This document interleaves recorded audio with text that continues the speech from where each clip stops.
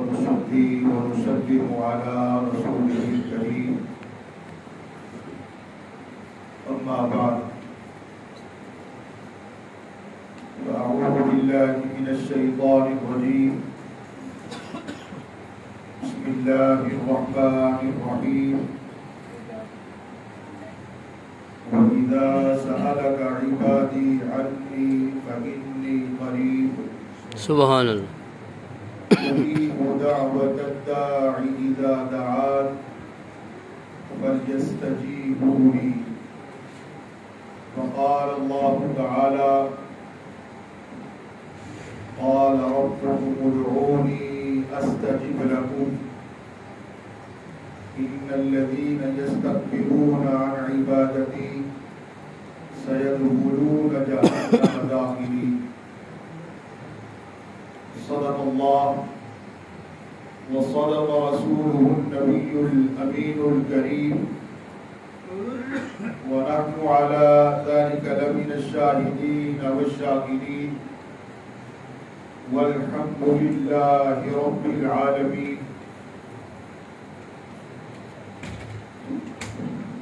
إن الله وملائكته يصلون على النبي يا أيها الذين آمنوا صلوا عليه وسلموا تسليما محبت سے بآواز بلند بارگاہ مصطفیٰ صلی اللہ تعالی علیہ وآلہ وسلم میں محبت سے درود پاک کا نذرانہ پیش کیجئے الصلاۃ والسلام علیک یا سیدی یا رسول اللہ الصلاۃ والسلام علیک یا سیدی یا حبیب اللہ الصلاۃ والسلام علیک یا رحمۃ للعالمین وعلی آلک واصحابک یا شفیع المذنبین۔ حمد و صلاۃ کے بعد نہایت واجب الاحترام لائق صدر کرام معزز و محترم حاضرین و سامعین ذوی الاحتشام، آج کا یہ پروگرام بسلسلہ ایصال ثواب اور بسلسلہ دعائے بخشش و مغفرت جو جامع مسجد گلزار مدینہ کوٹلہ امباوالہ میں ہو رہا ہے، آپ تمامی احباب بخوبی جانتے ہیں کہ ہمارے برادر محبی و مخلصی جناب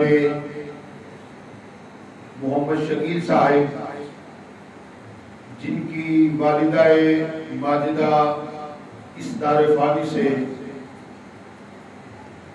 کوچ کر گئی، ان کی یاد کے اندر ان کے ایصال ثواب کے لیے دعائے مغفرت اور دعائے بخشش کرنے کے لیے اس خوبصورت بند کا انعقاد و اہتمام کیا گیا۔ ماشاءاللہ اس محفل کے اندر کثیر تعداد میں حفاظ کرام، قرائے اعظام، نعت شیر لسان اور علماء کرام تشریف فرما ہیں۔ میرے پیشرو خطیب فاضل جلیل حضرت مولانا قاری محمد رفیق حذیفی صاحب عظمت ماں باپ کے اعتبار سے، ماں باپ کی شان و شوکت کے حوالہ سے خوبصورت ترین عالمانہ اور فاضلانہ خطاب فرما کر آپ احباب کے قلب و جگر کو منور اور مسترد فرما رہے تھے۔ چونکہ یہ محفل دعائے مغفرت اور دعائے بخشش کے حوالہ سے یعنی ایصال ثواب کے اعتبار سے سجائی گئی ہے، تو میں ایصال ثواب کے حوالہ سے چند معروضات قرآن و سنت کی روشنی میں آپ احباب کی سماعتوں کی نظر کیے جا رہا ہوں، اس امید کے ساتھ کہ آپ تمامی احباب کی انتہائی توجہ سے، لگن سے، ذوق سے، شوق سے، محبت سے اور عقیدت سے سماعت فرمائیں۔ دعائے مغفرت اور دعائے بخشش یہ کسی کے لیے بھی ہو، عین قرآن اور حدیث کے مطابق ظاہر ہے دعائے مغفرت اور دعائے بخشش اہل ایمان کے لیے ہوا کرتی ہے، جو غیر مسلم ہے وہ اس دعا سے مستثنا ہے۔ اہل ایمان کے لیے ہی دعا کرتا ہے، تو اہل ایمان میں سے کوئی بھی کسی صاحب ایمان کے دنیا سے چلے جانے کے بعد دعائے مغفرت اور دعائے بخشش کا حق رکھتا ہے، اور جیسے ہی کوئی کسی کے لیے دعائے بخشش اور مغفرت کرتا ہے، خالق کائنات میں سے شرف قبولیت سے بھی امکنار فرماتا۔ اور کیوں نہ ہو، رب سے مانگنا، اس کے سامنے دستے طلب دراز کرنا، اس کے سامنے دامن بچھانا، اس کے سامنے جھولی پھیلانا، یہ ایک ایسا معاملہ ہے جس کی تعلیم خود رب کائنات کمال درجہ شفقت فرماتے ہوئے اپنے بندوں کو دے رہا ہے۔ خالق کائنات نے اپنی نارائن و بیان کلام قرآن مجید، فرقان حمید اور قرآن رشید کے دوسرے پارہ میں سورہ بقرہ کے اندر ارشاد فرمایا، وَإِذَا سَأَلَكَ عِبَادِي عَنِّي فَإِنِّي قَرِيبٌ أُجِيبُ دَعْوَةَ الدَّاعِ إِذَا دَعَانِ فَلْيَسْتَجِيبُوا لِي۔ صحابہ کے بعد رضوان اللہ علیہم اجمعین بارگاہ مصطفیٰ صلی اللہ تعالی علیہ وآلہ وسلم میں حاضر خدمت ہیں۔ اچانک ایک صحابی بولے، یا رسول اللہ صلی اللہ علیہ وسلم، جس رب کی ہم عبادت کرتے ہیں، جس رب کی ہم پوجا کرتے ہیں، جس رب کی پرستش کرتے ہیں، جس رب کے حضور ہم سجدہ کرتے ہیں، ہمارا معبود برحق آقا کہاں ہے، کدھر رہتا ہے؟ کریم آقا علیہ الصلوۃ والتسلیم نے زبان نبوت کو حضرت میں لاتے ہوئے، لمحہ مبارک کو جنبش دیتے ہوئے ارشاد فرمایا، میرے جانثار صحابہ، جس رب کی تم عبادت کرتے ہو، جس رب کی پرستش کرتے ہو، جس رب کی تم پوجا کرتے ہو، جس رب کے حضور سجدہ ریزی کرتے ہو، جس کا نام علامتے رہتے ہو، جس کی تعریف و توصیف کرتے رہتے ہو، جس کی تسبیح تحلیل کرتے رہتے ہو، جس کی تحمید، جس کی تمجید کرتے رہتے ہو، میرے صحابہ، میرے دوستوں، میرے جانثار صحابہ ساتھیوں، وہ کسی مکان میں نہیں رہتا، وہ مکان میں رہنے سے بات ہے۔ صحابہ کے اس سوال پر جبکہ صحابہ نے حضور سے پوچھا، ہمارا خالق کہاں رہتا ہے، ہمارا مالک کہاں رہتا ہے، اور حضور نے بتایا کہ وہ مکان سے پاک ہے، ساتھ ہی خالق کائنات نے جبریل کو بھیجا۔ جبریل بارگاہ مصطفیٰ میں حاضر ہوتے ہیں، اور بارگاہ مصطفیٰ میں حاضر ہوتے ہی اللہ کا پیغام وہی الفاظ سناتے ہیں، وَإِذَا سَأَلَكَ عِبَادِي عَنِّي فَإِنِّي قَرِيبٌ أُجِيبُ دَعْوَةَ الدَّاعِ إِذَا دَعَانِ فَلْيَسْتَجِيبُوا لِي۔ فرمایا حبیب نبی صلی اللہ اپنے جانثار صحابہ سے فرما دو جب مجھ سے میرے متعلق سوال کرے آپ سے، جب آپ سے میرے متعلق سوال کرے تو محبوب انہیں بتا دو انی فانی قریب، میں ان کے بہت قریب ہوں۔ سبحان اللہ۔ اب سوال یہ ہے خالق مخلوق کے کس قدر قریب ہے، رب اپنے بندے کے کتنا قریب ہے، کس قدر قربت کا معاملہ ہے؟ تو اس سوال کا جواب بھی ہم قرآن سے لیتے ہیں، ہم قرآن سے پوچھتے ہیں قرآن تو ہی بتا رب اپنے بندے کے کتنا قریب ہے۔ قرآن اپنے مقام سے بولا، فرمایا وَنَحْنُ أَقْرَبُ إِلَيْهِ مِنْ حَبْلِ الْوَرِيدِ، ذات باری تعالیٰ بندے کی شہرت سے بھی کہیں زیادہ قریب ہے۔ دوستان محترم، لوگ اپنے معبودان باطلہ کی عبادت کرتے ہیں، بتوں کو پوجتے ہیں، کوئی جناب آگ کو پوجتا ہے، کوئی کسی چیز کی پوجا کر رہا ہے، مگر کسی کا خالق جس کی وہ، کسی کا معبود جس کو وہ معبود سمجھتے ہیں ان کے قریب نہیں ہوتا، مگر یہ درجہ، یہ مقام، یہ مرتبہ، یہ عظمت، یہ شان حضرت انسان کو حاصل ہوئی کہ رب اپنے بندے کے بہت قریب ہے۔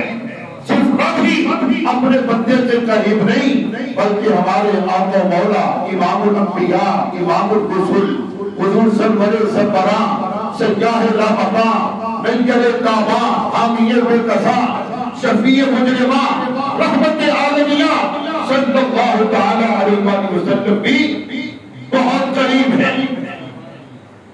اب یہ تو پتہ چل گیا کہ اللہ شہرت سے بھی زیادہ قریب ہے، حضور کتنے قریب ہیں؟ تو 22واں سپارہ سورہ احزاب اللہ کا قرآن کہتا ہے النبی اولا بالمؤمنین من انفسہم وازواجہ امہاتہم۔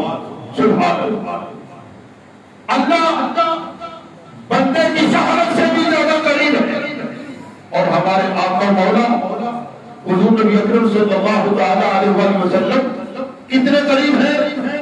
مومن کی جان سے بھی زیادہ قریب ہے، مومن کی جان سے بھی اس سے زیادہ قریب ہے۔ تو اللہ بھی قریب، مصطفیٰ بھی قریب، اللہ بھی قریب، مصطفیٰ بھی قریب، اللہ بھی رحیم، مصطفیٰ بھی رحیم۔ اللہ حقیقت میں قریب ہے، مصطفیٰ اس کی عطا سے قریب ہے۔ اللہ حقیقت میں رحیم ہے، میرے کریم مصطفیٰ اس کی عطا سے رحیم ہے۔ تو دوستان محترم، جب اللہ اتنا قریب ہے تو پھر ہمیں رب کو پکار لینا چاہیے۔ کیوں؟ جب بندہ رب کو پکارتا ہے تو رب کی طرف سے جو صدا آتی ہے وہ یہ ہے لبیک عبدی، اے بندے میں حاضر ہوں۔ بندے کی صدا پر رب کہتا ہے لبیک عبدی، اے بندے میں حاضر ہوں۔ مگر افسوس یہ ہے ہم اپنے رب کو پکارتے نہیں، ہم اپنے رب کو بلاتے نہیں، ہم اپنے رب سے مانگتے نہیں، ہم رب کے حضور دستے طلب دراز کرتے نہیں، ہم رب کے حضور دامن بچھاتے نہیں، ہم رب کے حضور گولی پھیلاتے نہیں، ہم کسی بھی معاملے کے اندر اپنے رب سے رابطہ اور تعلق رکھتے ہی نہیں، تو پھر محرومی ہماری۔ جبکہ وہ تو ادا کرنے کے لیے تیار ہے، وہ تو ادا فرمانے پر ہم آتا ہے۔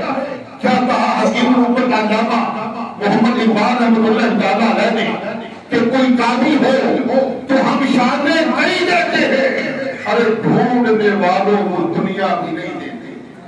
کوئی ہم تو مائل بکرم ہے، ہم تو مائل بکرم ہے، کوئی سائل بھی نہیں، ارے راہ دکھلائیں کسے، کوئی راہ لڑے منزل ہی نہیں۔ کوئی رب سے مانگنے والا تو ہو، رب کے حضور دامن بچھانے والا تو ہو، رب کے حضور گولی پھیلانے والا تو ہو، رب کے حضور دستے طلب دراز کرنے والا تو ہو، رب کو کوئی پکارنے والا تو ہو، اس سے کوئی مانگنے والا تو ہو، پھر جو مانگتا ہے رب عطا فرماتا ہے، رب اپنے بندوں کو عطا فرماتا ہے۔ فرمایا وَإِذَا سَأَلَكَ عِبَادِي عَنِّي فَإِنِّي قَرِيبٌ، اے محبوب جب میرے متعلق پوچھا جائے تو بتائیے گا میں بہت قریب، اللہ بڑا قریب اپنے بندے کے، کتنا قریب ہے، کیا خوب کہا حسان پاکستان محمد عالم چشتی رحمۃ اللہ تعالیٰ علیہ نے، وہ ہے شریک رگ جا تو آرزو کیسی، توجہ ہے کہ نہیں، وہ ہے شریک رگ جا تو آرزو کیسی، ارے چمن میں رکھ کر تمنائیں رب کو بھول کیسی، وہ مجھ سے دور ہو اے دل تو جستجو بھی کروں، ارے نگاہ میں جو بسے اس کی جستجو ہے، اور دولت وقت ہو دامن میں تو غربت کیسی، یار ہو سامنے آنکھوں کے تو فرقت کیسی، تو بندے میں بھی بے پردہ نظر آتا ہے، پھر میری جان یہ تنہائی یہ خلوت کیسی۔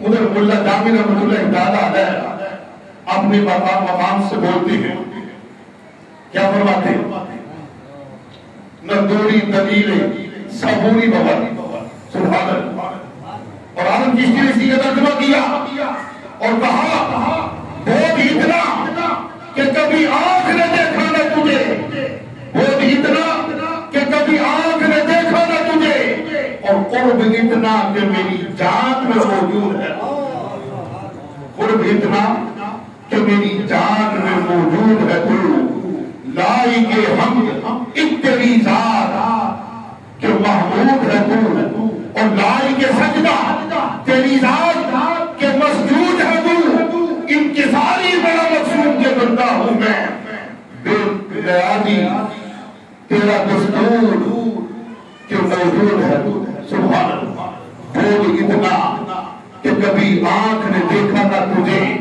اور قرب اتنا کہ میری جان میں موجود ہے تو۔ دوستان محترم، رب اپنے بندوں کے بہت قریب ہے، بس رب کو پکارنے کی دیر ہے، جو بندہ رب کو پکارتا ہے پھر رب اپنے بندے کی پکار سنتا ہے، اور قرآن کہتا ہے اِذَا سَأَلَكَ عِبَادِي عَنِّي فَإِنِّي قَرِيبٌ اُجِيبُ دَعْوَةَ الدَّاعِ إِذَا دَعَانِ فَلْيَسْتَجِیبُوا لِی۔ فرمایا حبیب سے فرما دو میں بہت قریب ہوں اور قبول کرتا ہوں دعا کرنے والے کی جب وہ دعا کرتا ہے۔ صرف یہ نہیں کہ رب اپنے بندے کے قریب ہے، بلکہ رب فرماتا ہے کہ مجھ سے میرا بندہ جب بھی کچھ طلب کرتا ہے میں اپنے بندے کی پکار کو سنتا بھی ہوں اور اس کی پکار کے مطابق اسے عطا فرماتا بھی۔ ہمیں اپنے رب کے حضور جھکنا چاہیے، رب کے حضور حاضر ہو کے گڑگڑانا چاہیے، آؤ دفعہ گریہ داری تدلو داری کر کے ہمیں اپنے رب سے لینا چاہیے۔ رب کو عطا فرمانے کے لیے آمادہ ہے، وہ تو دینے کے لیے تیار ہے، ہم لینے نہیں چاہتے، ہم مانگنے نہیں چاہتے۔ تو دوستان محترم، اس آیت شریفہ میں اللہ تعالیٰ دعا کی اہمیت اور افادیت کو واضح فرما رہا۔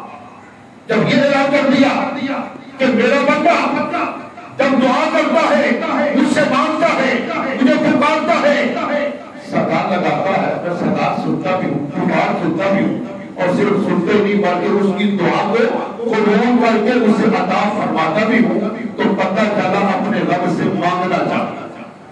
آپ کاروبار کر رہے ہیں، کاروبار کے اندر برکت نہیں ہے، اپنے رب سے مانگو۔ آپ غافل ہیں، نماز روزے کی طرف توجہ نہیں، اپنے رب کے حضور حاضر ہو جاؤ، گڑگڑاؤ، اپنے گناہوں کی معافی طلب کرو، باری تعالیٰ گناہوں کی نحوست، گناہوں کی وجہ سے یہ سب تیری بارگاہ میں جھک نہیں رہا، مولا میرے تمام کوتاہیوں سے درگزر فرما دے، سچی توبہ کرو، اللہ توبہ قبول فرمائے گا اور توفیق عبادت کی عطا فرمائے گا، پھر عبادت کے اندر لذت اور حلاوت کی عطا فرمائے گا۔ دعا اگر کوئی ہم سے رخصت ہو جائے، جدا ہو جائے، اس دار فانی سے کوچ کر جائے، پھر اس کے لیے بھی آپ دعا کریں۔ اگر کوئی نیکوکار ہے تو اس کے درجات کی بلندی کے لیے دعا کی جائے، اگر کوئی گناہگار ہے تو اس کی خطاؤں کی معافی کے لیے دعا کی جائے۔ خالق بہرحال دعا قبول کرتا ہے، حدیث پاک میں آتا ہے یہ حدیث پاک مشکات شریف کے اندر موجود ہے کہ بعض لوگ جب جنت کے اندر اپنا مقام پائیں گے، مرتبہ پائیں گے، تو باری تعالیٰ کے حضور عرض کریں گے مولا ہم تو اتنے نیک نہیں تھے، ہم تو گناہگار تھے، ہمارے پلے تو اتنی نیکیاں نہیں تھی، نہ ہم عبادت کر سکے، نہ ہم ریاضت کر سکے، نہ نیکیاں کما سکے، مگر یہ کرم کیسا؟ تو فرمایا جائے گا کہ ہاں اس میں کوئی شک نہیں، تم بدکار تھے، نیکیاں اتنی زیادہ نہیں تھی، مگر جب تم آ گئے تمہاری اولاد میں سے، عزیز و اقربا میں سے، احبا میں سے، دوست و احباب میں سے کچھ تھے جو تمہارے لیے دعائیں بخشش کیا کرتے تھے، دعائیں مغفرت کیا کرتے تھے، پڑھ کر تمہیں احسان کیا کرتے تھے، یہ ساری برکات اسی کی، اس لیے آج تمہیں یہ مقام دیا جا رہا ہے۔ دوستان محترم، فوت شدگان کے لیے اپنے ہاتھ اٹھانے چاہیں، ان کے لیے دعائیں بخشش کرنا چاہیں، دعائیں مغفرت کرنا چاہیں، دعا کے ساتھ بڑے بڑے معاملات درست ہو جاتے ہیں۔ الدعاء هو العبادہ، دعا خود عبادت ہے، الدعاء مخ عبادہ، دعا عبادت کا بند ہے، الدعاء یرد القضا، ارے دعا ہی تقدیر کو بدل دیتی، تو دعا کریں گے تو تقدیر بدلے گی، دعا کریں گے تو عبادت کے زمرے میں آئے گی، تو جب ہم دعا کریں گے نہیں، رب سے مانگے گی نہیں، تو تقدیر کیسے بدلے گی؟ اس لیے اللہ تعالیٰ کی رحمتوں میں بڑی وسیع ہے، اللہ کی رحمت کو محدود نہیں جاننا چاہیے، بلکہ اللہ تعالیٰ کی رحمت کو بہت بڑا سمجھنا چاہیے، ہر شہر سے بڑھ کر اس کی رحمت ہے۔ گناہگار سوچتا ہے میں نے بڑے گناہ کیے ہیں، بڑی بڑی بدعمالیاں کر لی ہے، اب شاید میری توبہ قبول ہو نہ ہو، میں کس منہ سے رب کے حضور حاضر ہوں، یہ احساس ندامت اپنی جگہ پر برحق ہے، مگر اس کی رحمت سے مایوس ہونا یہ بھی گناہ ہے۔ وہ تو قرآن میں اعلان کر رہا ہے قُلْ يَا عِبَادِيَ الَّذِينَ أَسْرَفُوا عَلَىٰ أَنفُسِهِمْ لَا تَقْنَطُوا مِن رَحْمَةِ اللَّهِ إِنَّ اللَّهَ يَغْفِرُ الذُّنُوبَ جَمِيعًا إِنَّهُ هُوَ الْغَفُورُ الرَّحِيمُ۔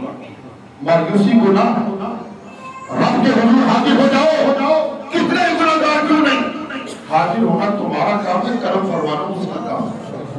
بشر خطا نہ کرے تو بشر نہیں، یا رب تم عطا نہ کرے تو خدا نہیں، تیری اتنی بڑی عطا کے سامنے میری اس خطا کا ذکر ہی کیا کہ تم عطا کے لیے ہے، بشر خطا کے لیے۔ یار وہ جس نے 99 آدمی قتل کیے تھے، کتنا معروف واقعہ بخاری شریف کے اندر موجود ہے، کریم آقا علیہ السلام نے بیان فرمایا۔ کیوں بیان فرمایا؟ اسی لیے بیان فرمایا کہ امتیوں کو درس دینا مقصود تھا، اے میرے امتیوں اگر تم سے گناہ ہو جائے، کوتاہی ہو جائے، لغزش ہو جائے تو اللہ کی رحمت سے مایوس نہ ہونا، بلکہ اس کے حضور حاضر ہو جانا، معافی طلب کرنا، معافی تم طلب کرو گے عطا وہ فرماتا جانا، معافی وہ عطا فرمایا۔ کریم آقا علیہ السلام نے ایک ایسے شخص کا ذکر فرمایا جس نے 99 آدمی قتل کیے تھے۔ کتنے آدمی قتل کیے تھے؟ در سارے بولو، وہ بیٹھے ہو، کتنے آدمی قتل کیے؟ 99۔ ایک آدمی کو نہا کے مارا جائے تو کتنا بڑا گناہ کی سائے، بہت بڑا گناہ جو جائے کہ ایک آدمی، 2 آدمی، 5 10 آدمی، 20 30 آدمی، 40 50 60 70 آدمی، ارے نہیں 99 آدمی قتل کیے۔ اب 99 آدمی قتل کرنے کے بعد دل میں خیال آیا میں توبہ کرنا چاہتا ہوں، اس فعل طبی سے باز آنا چاہتا ہوں، سچے دل سے تائب ہونا چاہتا ہوں، میرا رب مجھے معاف کرے گا کہ نہیں کرے گا، اس خیال سے گھر سے نکلا۔ سامنے سے ایک راہب آ رہا تھا، راہب عیسائیوں کا پادری پڑھے لکھے ہوتے ہیں، بڑا علم ہوتا ان کے پاس۔ اس نے اس شخص کو، راہب کو بہت پڑھا لکھا سمجھ کر پوچھا کہ میں نے 100 آدمی 99 آدمی قتل کیے ہیں، اب میں توبہ کرنا چاہتا ہوں، ذرا بتاؤ تو میری توبہ قبول ہو جائے گی۔ وہ راہب تھا، پڑھا لکھا تھا، مگر اللہ تعالیٰ کی رحمتوں کی وسعت کو نہیں سمجھتا تھا. اس نے کہا 99 آدمیوں کا قاتل اب توبہ کرنے گیا، یعنی کہ بلی 100 چوہے کھانے کے بعد اب چلی گئی حج کو. ارے بھائی تیری توبہ قبول نہیں ہو. ایک آدمی کا قتل کر دیا جائے تو بندہ بخشا نہیں جاتا، تمہیں 99 آدمی قتل کر دیا، تیری بخشش کا کوئی امکان نہیں. اس نے کہا میری بخشش کا امکان نہیں، تیرے زندہ رہنے کا امکان ہے. اس نے اس کو بھی مار دیا. 100 آدمیوں کا قاتل ہوگا، 100 آدمیوں کا قاتل، مگر دل کے اندر وہی جستجو ہے، دل کے اندر وہی طلب ہے، دل کے اندر وہی لگن ہے، دل کے اندر احساس ندامت ہے، دل کے اندر شرمندگی ہے، اپنے رب کو منانا چاہتا ہے، رب کے حضور حاضر ہو کے توبہ کرنا چاہتا ہے. دل کے اندر ولولہ بھی وہی، جذبہ بھی وہی. پھر جب جذبہ بھی تھا، ولولہ بھی تھا، تو اسے اس کے جذبے اور ولولے نے بیٹھنے نہیں دیا. تجسس میں تھا، تلاش میں تھا، کوئی ایسا بندہ ملے جس سے اپنا سوال کروں، مجھے مطمئن کر دے. اسی اضطراب میں تھا، کشمکش میں تھا کہ اس کی ملاقات ایک سامع نظر سے ہوتی ہے، مد با خدا سے ہوتی ہے، اور ایسے شخص سے ہوتی ہے جو اللہ تعالیٰ کی رحمت کی وسعتوں کو صحیح معنوں میں جانتا ہے کہ رب کی رحمت کتنی وسیع ہے. ملاقات ہوئی کہ مد با خدا 100 آدمی میں نے قتل کر رکھے، اب میرے دل میں ایک آرزو ہے کہ اللہ میری توبہ قبول فرما دے، اللہ تعالیٰ مجھے معاف فرما دے. میں معافی چاہتا ہوں، معافی کا طلبگار ہوں، معافی کا خواستگار ہوں. تو کوئی طریقہ تو بتاؤ. کہا اللہ تعالیٰ کی رحمت بڑی وسیع ہے، اللہ کی رحمت بڑی وسیع ہے، یار تم توبہ کرو، تم توبہ کرو، انشاءاللہ معاف کرے گا. اچھا وہ شخص کہنے لگا اچھا تم توبہ کرو مگر یہاں اپنے گھر کے اندر نہیں، فلاں بستی میں چلے جاؤ. برابر کے اندر گاؤں تھا، دیہات تھا، قبیلہ تھا، فرمایا اس بستی میں چلے جاؤ، وہاں جا کے توبہ کرو. کہا کیوں؟ کیا اپنے رب کو اپنے گھر کے اندر نہیں پکار سکتا؟ آپ پکار سکتے ہو، رب پکار سنتا ہے، مگر اس بستی میں اس لیے بھیج رہا ہوں وہاں اہل اللہ کی جماعت رہتی ہے، اللہ کے ولی رہتے ہیں، اللہ کے محبوب رہتے ہیں، اللہ کے دوست رہتے ہیں، وہ لوگ رہتے ہیں جو صبح شام اللہ اللہ کرنے والے ہیں، وہ لوگ رہتے ہیں جو صبح شام اللہ کی تسبیح و تحلیل میں لگے رہتے ہیں، جو اسی کے ذکر میں رہتے ہیں، اسی کی فکر میں رہتے ہیں. لہذا ان کے پاس چلے جاؤ، ان کا قرب حاصل کرو، ان کے قرب کے اندر دعا کرو گے خالق جلدی قبول فرما. چنانچہ وہ آدمی جو 100 آدمیوں کا قاتل تھا، جس نے 100 آدمیوں کو قتل کر دیا تھا، اب وہ توبہ کی نیت لے کے اپنے گھر سے نکلتا ہے اہل اللہ کی بستی کی طرف. گھر سے نکلا، بستی کہیں دور تھی کہ خدا کی قدرت اس کا آخری وقت آ گیا، مر گیا. 2 طرح کے فرشتے آ گئے، بندے کو اٹھا کے جہنم میں پہنچانے والے بھی آ گئے اور جنت میں لے جانے والے بھی آ گئے. آپس میں مکالمہ ہوا. جہنم میں لے جانے والوں نے کہا اس نے 100 آدمی قتل کیے، بندہ ہمارا. جنت میں پہنچانے والوں نے کہا اگر جس نے 100 آدمی قتل کیے ہیں مگر توبہ کا ارادہ تھا، بندہ ہمارا. جہنم میں پہنچانے والوں نے کہا کیونکہ اس نے بھی توبہ کی نہیں، بندہ ہمارا. جنت میں لے جانے والوں نے کہا یہ توبہ کے ارادے سے نکلا تھا، ارادہ نیک تھا، بندہ ہمارا. جب فرشتے آپس میں الجھنے لگے، خالق کے کائنات نے جبریل کو بھیجا، فرمایا ان سے کہو الجھتے کیوں، پیمائش کرو، زمین ناپ لو، دیکھو اگر یہ بندہ گھر سے نکل کر اہل اللہ کی بستی کے قریب ہے تو اسے جنت میں پہنچا دو، اور اگر یہ اپنے گھر ہی کے قریب ہے، بستی دور ہے، تو اسے جنت میں لے جاؤ. یہ فیصلہ کون کر رہا ہے؟ اللہ. اب دیکھیے رحمت حق بہانہ بھی جو ہے، بلکہ رحمت حق بہانہ بھی جو ہے. اب بندے کو رب بخشنا چاہتا ہے، رب اپنے بندے پہ اپنے کرم نوازی فرمانا چاہتا ہے، رب اپنے بندے کی توبہ قبول کرنا چاہتا ہے، اس کو اس کا انعام دینا چاہتا ہے. خالق کائنات نے فرمایا زمین کی پیمائش کرو، اگر بندہ اہل اللہ کی بستی کے قریب ہے تو جنت میں لے جاؤ، اور اگر گھر کے قریب ہے تو جہنم میں لے جاؤ۔ تو بندہ کدھر تھا؟ بندہ ابھی اپنے گھر کے قریب تھا۔ جب فرشتے زمین ماپنے لگے نا تو اللہ تعالیٰ نے زمین کو حکم دیا ذرا ادھر سے سمٹ جانا اہل اللہ کی بستی کی طرف۔ جب زمین سمٹ گئی نتیجہ کیا نکلا؟ وہ بندہ جس نے 100 آدمی قتل کیے ہوئے تھے، توبہ کی امید سے نکلا تھا، اللہ کی بستی کی طرف نکلا ہوا تھا، وہ گھر کے قریب تھا، لیکن چونکہ اس کا ارادہ نیک تھا، پاک تھا، اللہ تعالیٰ نے کرم فرمایا، زمین کو حکم دیا، زمین سمٹ گئی، اللہ کی بستی قریب آ گئی، گھر دور پڑ گیا۔ حکم ہوا لے جاؤ اس کو جنت، لے جاؤ اس کو جنت میں، رحمت حق بہا نبی جو ہے مولانا روح رحمت اللہ تعالیٰ ہے، رحمت حق بہا نبی جو ہے، یعنی اللہ کی رحمت جو ہے نا وہ بھاؤ نہیں دیکھتی کہ اس کو کتنے داموں کے بعد کتنی قیمت لینے کے بعد اس کو بخشنا ہے نا، رحمت حق بہا نبی جو ہے، اور یہ رحمت حق بہا نبی جو ہے وہ تو بہانے سے اپنے بندوں کو کہا، کسی کی چھوٹی سی ادا دیکھنا اس پہ کرم فرما دی ماشاءاللہ۔ تو دوستان محترم، یہ اللہ تعالیٰ کی رحمت ہے۔ مسئلہ یہ آپ رب سے مانگتے اور یار رب سے مانگ کے دیکھو وہ عطا کرتا ہے۔ کریم آقا علیہ السلام کی احادیث بھری ہوئی ہے، قرآن بھرا ہوا ہے۔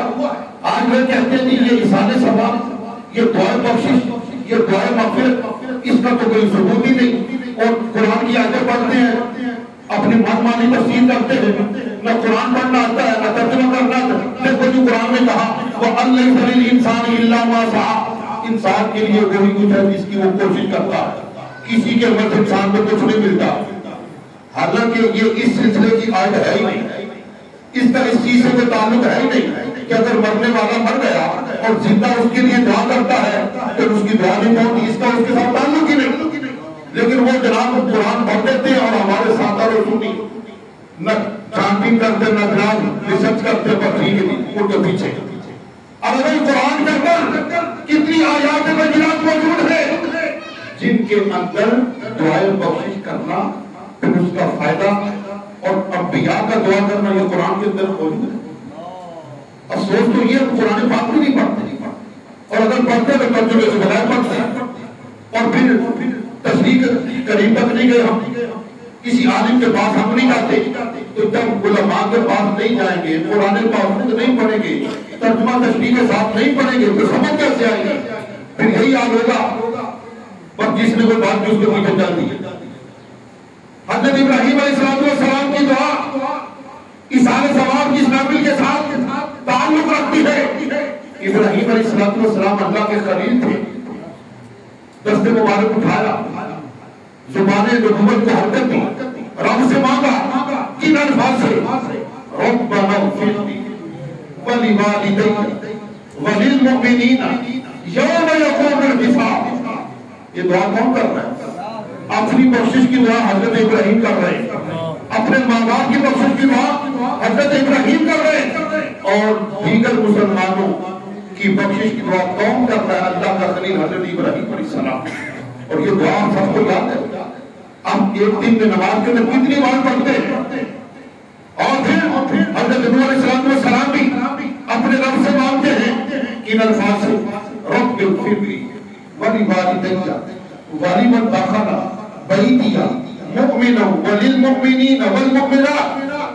اپنی بخشش کی دعا، ماں باپ کی بخشش کی دعا، اور جو ان کی کشتی یعنی ان کے گھر داخل ہو گئے ایمان کی حالت میں، مومن مرد اور مومنہ عورتیں، ان سب کی بخشش کی دعا کون کر رہا ہے؟ اللہ کا نبی، اللہ کا رسول حضرت نبی علیہ السلام۔ یار مردوں کی بخشش کے لیے دعا کرنا تو اللہ کے نبیوں کی سنت ہے۔ اور پھر 28 سپارے کی وہ آیت بھول گئی آپ کو، والذین جاءوا من بعدهم یقولون ربنا اغفر لنا ولإخواننا الذین سبقونا بالایمان۔ اور جو بعد میں آنے والے وہ کہتے ہیں اے ہمارے رب ہمیں بخش دے اور ہمارے ان بھائیوں کو بخش دے جو ایمان کی دولت لے کے ہم سے پہلے چلے گئے۔ میں قرآن پڑھ رہا ہوں آپ کے ساتھ، اور اس سورہ برکت کے لیے تو حدیثیں بھی سماعت فرمائیں۔ ایصال ثواب کے حوالہ سے جو ٹائم مجھے دیا وہ تقریباً بہت چاہتا ہے، کو کلوز کر رہا ہوں۔ حدیث پاک میں آتا ہے آقا علیہ السلام نے ارشاد فرمایا اذا مات الانسان انقطع عنه عمله الا من ثلاث صدقۃ جاریہ او ولد صالح يدعو له او علم ينتفع به۔ حضور نے فرمایا جب انسان مر جاتا ہے تو اس کا سلسلہ اعمال منقطع ہو جاتا ہے، مگر 3 کام ایسے ہیں اگر دنیا میں کر گیا ہو تو اس کے مرنے کے بعد بھی اس کے نامہ اعمال میں نیکیوں کا اضافہ ہوتا رہتا ہے۔ اور 3 عمل کیا ہے؟ صدقۃ جاریہ، صدقہ جاریہ کے طور پہ جو عمل کر دینا، مسجد بنا دی، مدرسہ بنا دیا، فلٹر لگوا دیا، جناب راستے کے اندر درخت لگوا دیے، ٹھیک ہے، یہ صدقہ جاریہ۔ اور فرمایا او ولد صالح يدعو له، نیک اولاد چھوڑنا جو ماں باپ کے وصال کے بعد ان کے لیے ہاتھ اٹھانا، دعائیں مغفرت کرنے والی، دعائیں مغفرت کرنے والی، کچھ پڑھ کے اظہار کرنے والی، ثواب پہنچانے والی، اور علم ينتفع به، یا پھر ایسا علم نفع والا علم چھوڑ جائے بندہ کہ وہ تو چلا گیا، اب لوگ اس سے نفع حاصل کرتے فائدہ اٹھاتے ہیں، تو کتنے لوگ اس کے چھوڑے ہوئے علم سے نفع حاصل کریں گے، ان کو بھی ثواب ہوگا، جس نے چھوڑا تھا اس کو بھی ثواب ہوگا۔ اسی لیے تو کہا نا شاعر نے جو سیکھا ہے کسی سے سکھاتے چلے جاؤ، گویا دیے سے دیا جلاتے چلے جاؤ۔ اگر آپ قرآن کے حافظ ہو، قرآن کے قاری ہو تو یہ تعلیم لوگوں تک پہنچاؤ، قرآن پڑھاؤ لوگوں کو۔ کیوں حضور فرماتے ہیں اِنَّ أَفْضَلَكُم مَّن تَعَلَّمَ الْقُرْآنَ وَعَلَّمَهُ، اور روایت دیگر خَيْرُكُم مَّن تَعَلَّمَ الْقُرْآنَ وَعَلَّمَهُ، اور اب بہترین شخص وہ جو قرآن خود پڑھتا ہے، سیکھتا ہے، دوسروں کو سکھاتا ہے۔ اور پھر سرکار نے فرمایا مَن مَيِّتُ فِي الْقَبْرِ إِلَّا كَالْغَرِيقِ الْمُتَغَمِّسِ يَنتَظِرُ دَعْوَةً تَلْحَقُهُ من اب او ام او اخ او صدیق او کما قال صلی اللہ تعالی علیہ وسلم۔ فرمایا مردہ قبر کے اندر ڈوبنے والے کی طرح ہوتا ہے، اور اپنے لواحقین میں سے اپنے باپ، اپنی ماں، اپنے بھائی اور اپنے دوست کی دعا کا منتظر ہوتا ہے کہ کوئی میرے لیے دعا کرے۔ تو جب اس کے احباب میں سے، عزیز و اقربا میں سے، بہن بھائیوں میں سے، دوست و احباب میں سے کوئی اس کے لیے دعا کرتا ہے نا، تو اسے محسوس ہوتا ہے کہ میرے لیے دعا کی گئی، اس کا اجر پاتا ہے، اس کا ثمرہ پاتا ہے۔ تو دوستان محترم، یہ اِیصال ثواب کی محافل، یہ اِیصال ثواب کی مجالس اور زندہ کا مردے کے لیے دعائے بخشش کرنا، دعائے مغفرت کرنا، یہ قرآن سے بھی ثابت ہے، حدیث سے بھی ثابت ہے۔ اپنے رب سے مانگا کریں اور جھولی پھیلا کے مانگا کریں، دل کھول کے مانگا کریں، اس کے خزانوں میں کسی چیز کی کوئی کمی نہیں ہے، ہمارے مانگنے میں کمی ہے۔